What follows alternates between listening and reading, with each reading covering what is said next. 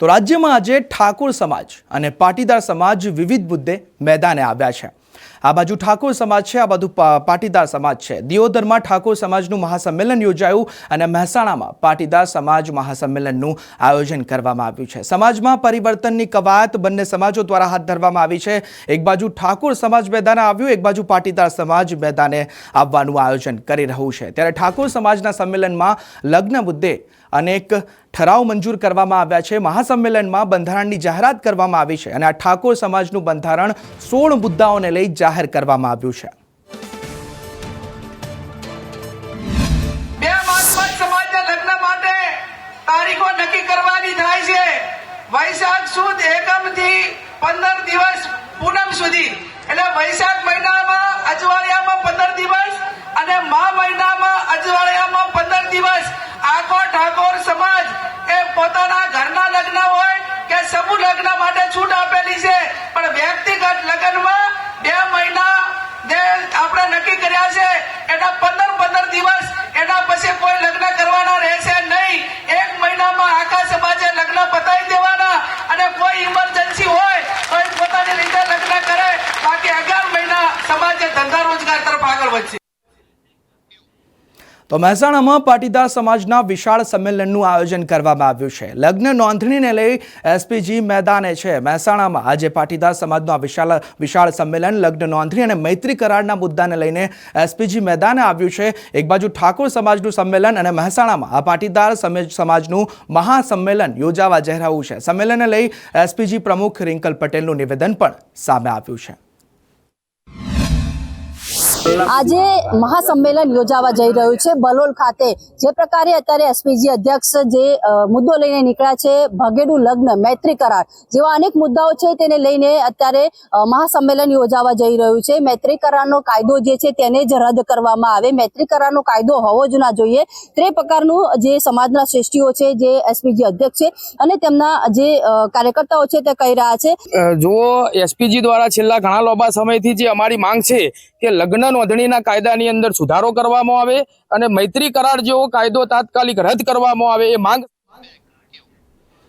વાત પાટનગરની કરીએ તો પાટનગર ગાંધીનગરમાં ટાઇફોઇડના કેસ સતત વધી રહ્યા છે। ટાઇફોઇડના કુલ 113 દર્દીઓ ગાંધીનગરમાં નોંધાયા છે અને તે મુદ્દે સિવિલ સુપ્રિન્ટેન્ડન્ટ મીતા પરીખનું નિવેદન પણ સામે આવ્યું છે। 24 કલાકમાં નવા 9 દર્દી નોંધાયા છે અને આંકડો કુલ 113 પહોંચ્યો છે। જે ટાઇફોઇડના કેસ છે તે સતત વધી રહ્યા છે અને અત્યાર સુધી કુલ 113 દર્દીઓ નોંધાયા છે તેવું પણ સિવિલ સુપ્રિન્ટેન્ડન્ટ દ્વારા કહેવામાં આવ્યું છે। અને સૌથી મહત્વની વાત એ છે કે આ જે ટાઇફોઇડ છે તે બાળકોને એટલે કે 9 થી 14 વર્ષની વયના બાળકોને વધારે અસર કરી રહ્યું છે અને તેમાં જ સિવિલ સુપ્રિન્ટેન્ડન્ટ મીતા પરીખનું પણ આ નિવેદન સામે આવ્યું છે। નાયબ મુખ્યમંત્રી, કેન્દ્રીય ગૃહમંત્રી સહિત ટાઇફોઇડના જે કેસો વધી રહ્યા છે તેની સતત સમીક્ષા કરવામાં આવી છે। સિવિલ સુપ્રિન્ટેન્ડન્ટ મીતા પરીખનું આ મહત્વનું નિવેદન છે કે છેલ્લા 24 કલાકમાં એટલે કે એક જ દિવસમાં 9 દર્દીઓ ટાઇફોઇડના નોંધાઈ રહ્યા છે। ગઈકાલથી આજ સવાર સુધીમાં 9 પેશન્ટ એડમિટ આવ્યા છે નવા, અને ઓલરેડી 104 એડમિટ હતા અમારે ત્યાં, ને સવાર સુધીમાં 19 ડિસ્ચાર્જ કર્યા છે। તો અત્યારે એટ પ્રેઝન્ટ હોસ્પિટલમાં 94 પેશન્ટ ટાઇફોઇડના છે। પીડિયાટ્રિક બચ્ચાઓ સારા છે, સ્ટેબલ છે અને એ લોકોને હજુ સિમ્ટમ્સ થોડા ઓછા થયા છે। અને આ ટાઇફોઇડનો ઇન્ક્યુબેશન પીરિયડ 15 દિવસનો હોય છે। તો આવી રીતે દરરોજના કદાચ 10 પેશન્ટ્સ ટિલ 20 સુધી આવ્યા જ કરશે।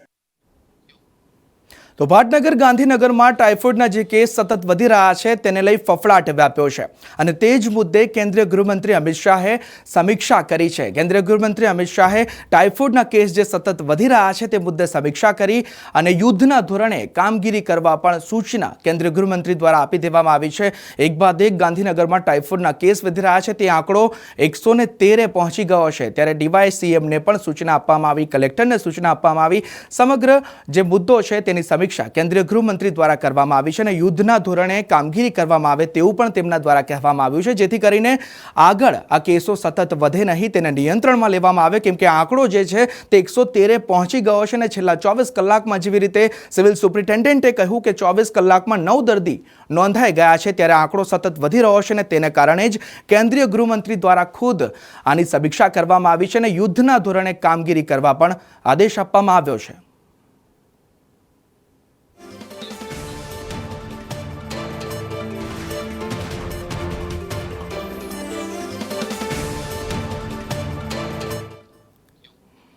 વાત ગીર સોમનાથની કરીએ તો ગીર સોમનાથના ખાણ ખનીજ વિભાગના અધિકારી પર આક્ષેપો લાગ્યા છે. ગીર સોમનાથના ખાણ ખનીજના અધિકારીઓ પર ભ્રષ્ટાચારનો આક્ષેપ લાગ્યો છે. ભ્રષ્ટાચારનો જે કીડો છે તે દિવસે ને દિવસે વધી રહ્યો છે અને તેમાં બ્લેકસ્ટોન ક્વોરી લીઝ એસોસિએશનની બેઠકમાં આક્ષેપ કરવામાં આવ્યા છે કે એક ગાડીના 15,000નો હપ્તો લીધો તેવો આક્ષેપ આ બેઠકમાં કરવામાં આવ્યો છે. અધિકારીઓ માસિક 1.5 લાખના હપ્તા લેતા હોવાનો પણ આક્ષેપ કરવામાં આવ્યો છે. ત્યારે ભ્રષ્ટ અધિકારીઓની કનટગત મુદ્દે એસોસિએશનની આ બેઠક મળી હતી અને તેમાં 3 સરકારી પ્રોજેક્ટમાં માલ સપ્લાય બંધ કરવા નિર્ણય લેવામાં આવ્યો છે.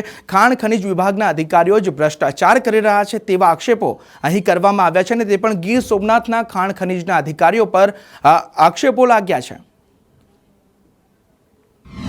અમારે ગીર સોમનાથના ખાણ ખનીજ વિભાગના કર્મચારીઓની એટલી બધી કનડગત છે કે હવે ધંધો ચાલુ રાખવો મુશ્કેલ બની જાય છે. આમાં એવું હોય છે કે હવે નવા રોજ નિયમો બદલે છે અને જીપીઆરએસ સિસ્ટમ અમારા હાથમાં હોતી નથી.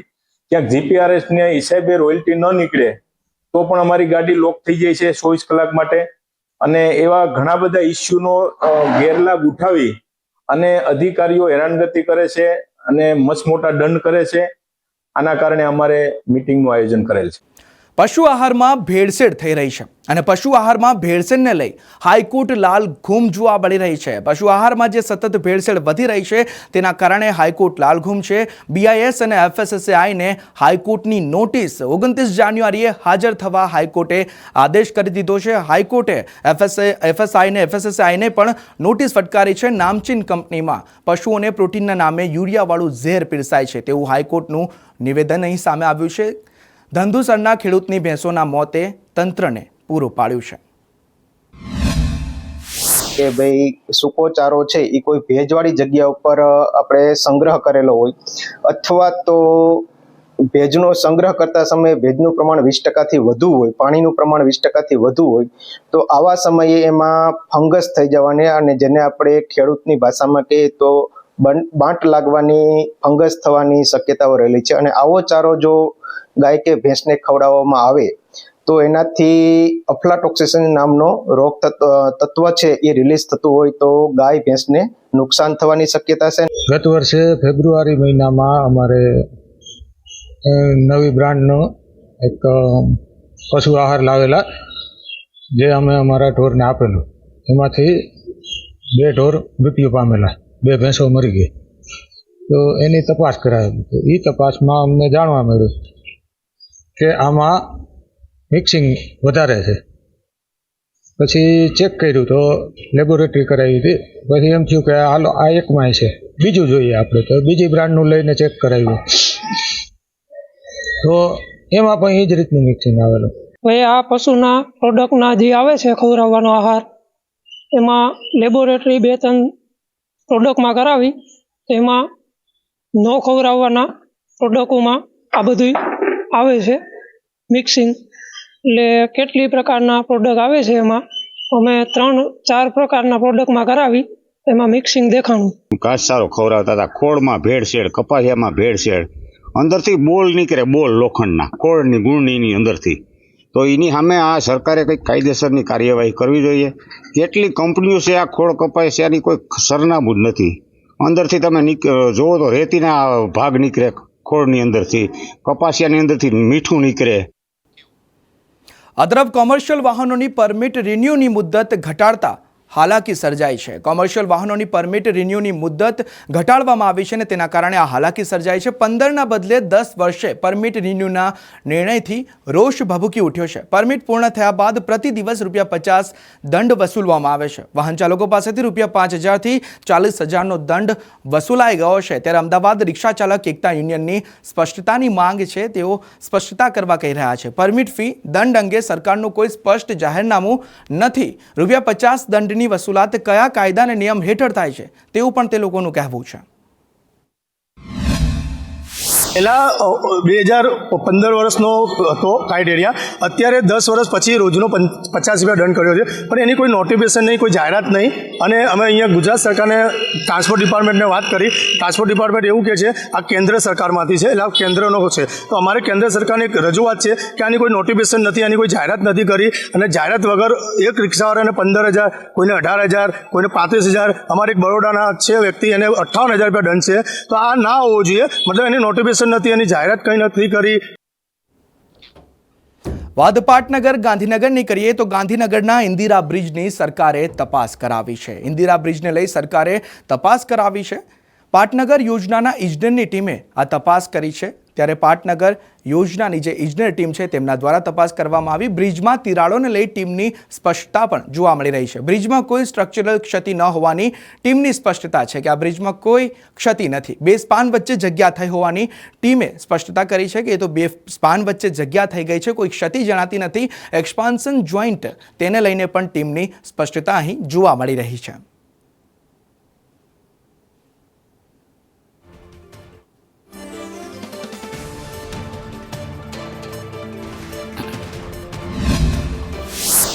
મોટે ભાગે બ્રિજમાં, દાખલા તરીકે ઇન્કમટેક્સનો બ્રિજ હતો તો એમાં એના બોલ્ટ ઢીલા પડી ગયા હતા. ક્યાંક કેટલીક જગ્યાએ સુપરફિશિયલ સળિયા પણ ક્યાં દેખાય, પણ એ ઓવરઓલ ડેમેજ નથી હોતો. આપણે પણ સાયન્સમાં ભણ્યા છીએ કે કોઈ પણ બ્રિજ જ્યારે બનતો હોય, ક્યાંય પણ બનતો હોય, નદી ઉપર હોય કે અન્ય હોય, તો એ બ્રિજના જુદા જુદા સ્પાન વચ્ચે થોડો ગેપ રાખવામાં આવે છે.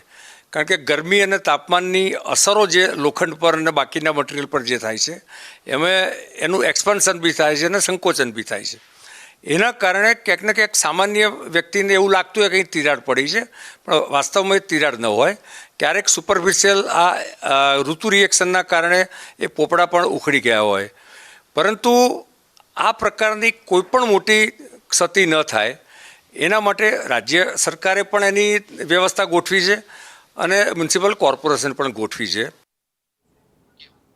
વાત કચ્છની કરીએ તો કચ્છમાં શિક્ષકોની ઘટ પૂરવા માટે રાજ્ય સરકારે શિક્ષકોની ભરતી પ્રક્રિયા યોજી હતી. ખાસ ભરતીના 37 શિક્ષકોના રાજીનામા અહીં જોવા મળી રહ્યા છે. પ્રાથમિક શાળામાં ખાસ ભરતીથી નિમણૂક કરાઈ હતી. આ શિક્ષકોની નોકરી ત્યાં નિવૃત્તિ તેવી શરતે શિક્ષકોની ભરતી કરવામાં આવી હતી.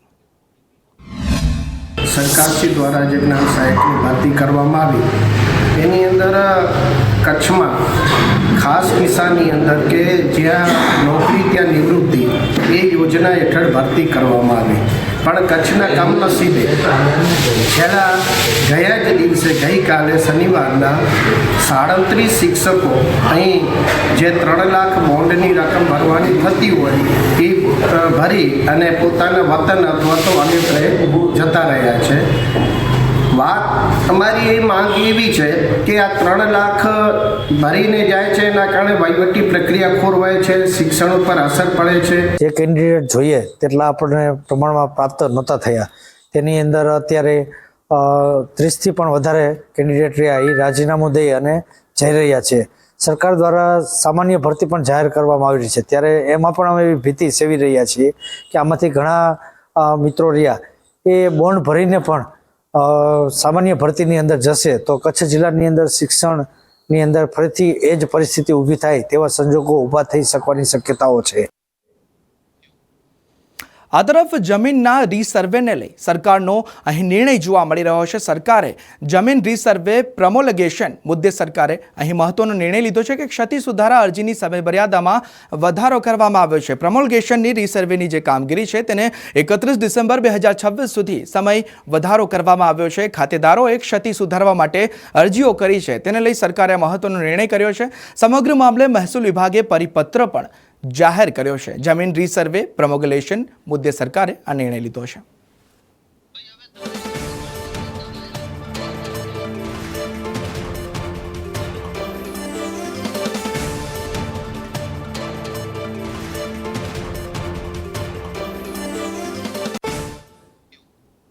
આ તરફ ધારાસભ્ય ગણપત વસાવાએ આમ આદમી પાર્ટી અને કોંગ્રેસને આડે હાથ લીધી છે. કહ્યું છે કે તમારા વિસ્તારની ચિંતા કરો. એમએલએ ગણપત વસાવાએ આમ આદમી પાર્ટી અને કોંગ્રેસને કહ્યું છે કે તમારા વિસ્તારની પ્રજાના સુખાકારીની ચિંતા કરો. આદિવાસી માટે બીજેપીએ કર્યું એટલું તમે વિચારી પણ ન શકો, આવું પણ ગણપત વસાવા દ્વારા કહેવામાં આવ્યું છે. વધુમાં કહ્યું કે દિલ્હીમાં જનતાએ જવાબ આપી જમીન પર. સુરતના માંગરોળના ભોસાલીમાં જાહેર સભામાં આ ઉધડો લેતા ગણપત વસાવાએ આમ આદમી પાર્ટી અને કોંગ્રેસને આડે હાથ લીધી છે. ગ્રામ સભા નામે તોફાન મચાવી રહ્યા છે, પરંતુ તેમને ખબર નથી કે ગુજરાતમાં 2017માં પૈસા કાયદાનો અમલ કરાવનાર ગણપતભાઈ વસાવા હતા. 22 જેટલા સરકારી વિભાગોમાં 14 દિવસ સુધી રાત દિવસ કામ કર્યું, ત્યારે ગુજરાતમાં પૈસા એક્ટનો અમલ કરાવ્યો છે. એ મારા વિરોધી મિત્રોએ ભૂલવું ના જોઈએ અને અમને બધાને સલાહ આપવાને બદલે પોતાના વિસ્તારના પ્રજાજનોની પણ ચિંતા કરવી જોઈએ. મિત્રો, ખૂબ મોટી સંખ્યામાં લોકો જોડાયા. ખૂબ જ ભવ્ય રેલી સાથે એમનું સ્વાગત સાથે મંચ સુધી એમને દોરી લાવ્યા અને જે રીતે લોકોનો જે માહોલ હતો, ઉમંગ હતો, એ પ્રમાણે આવનારા દિવસોમાં ભારતીય જનતા પાર્ટીના કાર્યકર્તા તરીકે આ જે ત્રણેય મહાનુભાવો જે અહીંયા ઉપસ્થિત હતા એમની સાથે ટીમ બનીને ચોક્કસ કામ કરશે. જ્યારે ભારતીય જનતા પાર્ટી અમારા જેવા એક યુવાન ઉપર વિશ્વાસ મૂક્યો છે, ત્યારે આવનારા સમયમાં અત્યારે જે ભારતીય જનતા પાર્ટી એકદમ મજબૂતાઈ સાથે કામ કરી રહી છે, ત્યારે વધારે મજબૂતાઈ સાથે લોકો સુધી પહોંચે અને સંગઠન વધારે મજબૂત થાય એ પ્રકારના મારા પ્રયાસો રહેશે. અમદાવાદનો ફ્લાવર શો આકર્ષણનું કેન્દ્ર બન્યો છે. રાજસ્થાન, મધ્યપ્રદેશ, મહારાષ્ટ્રથી મુલાકાતીઓ અહીં આવ્યા છે. મોટી સંખ્યામાં મુલાકાતીઓ ફ્લાવર શોમાં ઉમટી પડ્યા છે. જનમેદની ઉમટી પડી છે. 3 દિવસમાં 90,000થી વધુ લોકોએ ફ્લાવર શોની મુલાકાત લીધી છે. પીએમ મોદી પણ ફ્લાવર શોની મુલાકાત લે તેવી પૂરેપૂરી શક્યતાઓ છે. તેઓ જ્યારે પ્રવાસે આવવાના છે અમદાવાદના, ત્યારે અહીં 3 દિવસમાં 90,000થી વધુ લોકોએ ફ્લાવર શોની મુલાકાત લીધી છે. एंट्रेंस तो बहुत ही शानदार है यहाँ का, और उसके बाद फिर यहाँ पे जो उन्होंने इसरो को, ऑपरेशन सिंदूर को, और जो मतलब वो राम सेतु को, मतलब अलग अलग तरह की चीज़ों को यहाँ पे उन्होंने बताया है. और अलग अलग स्टेट के यहाँ पे जो भी डांस होते हैं, जैसे कि कथक है, भांगड़ा है और जो गरबा है, उन सबको अलग अलग उन्होंने यहाँ पे मतलब फ्लावर्स वगैरह के डेकोरेट के माध्यम से उन्होंने पब्लिक को एक मैसेज दिया है. ये बहुत ही ज़्यादा भव्य, बहुत ही सुंदर, और इसमें बहुत सारी चीज़ों को कवर किया गया है. मोदी जी ने इसमें इतना कल्चरल पूरा हमारे देश की संस्कृति को कलेक्ट करके, इसरो, हमारे देश ने वंदे भारत से रिलेटेड सब चीज़ों को कवर किया गया. हमने देश ने क्या क्या अचीव किया है इससे लेकर के. ये वाला फ्लावर फेस्टिवल में हमेशा से वीडियो पे और ऐसे देखा करती थी, पर मुझे आने की बहुत इच्छा थी. ये मेरा पहला चांस है कि मैं यहाँ पे इसको रियल में देख पा रही हूँ. उमंग और जो सिखाने की और फन सब कुछ इंक्लूड करके ये इतना सुंदर बनाया गया है कि मतलब एक સપનો મેં ચલ રહે જૈસે લગતા હૈ. લોકોને રિવરફ્રન્ટ સાબરમતી નદી પર એક ફરવા માટે, ફ્લાવર શો જોવા આવવા માટેનું એક આકર્ષણનું કેન્દ્ર બન્યું છે. અનેક પ્રકારના ફ્લાવરો, અનેક પ્રકારના સ્કલ્પચરો, અને આપણે વાત કરીએ કે ભાઈ લોખંડી પુરુષ સરદાર વલ્લભભાઈ પટેલ જેનું સ્કલ્પચર મૂકવામાં આવ્યું છે, તેને ગ્રીનિસ બુક ઓફ વર્લ્ડમાં સ્થાન મળ્યું છે.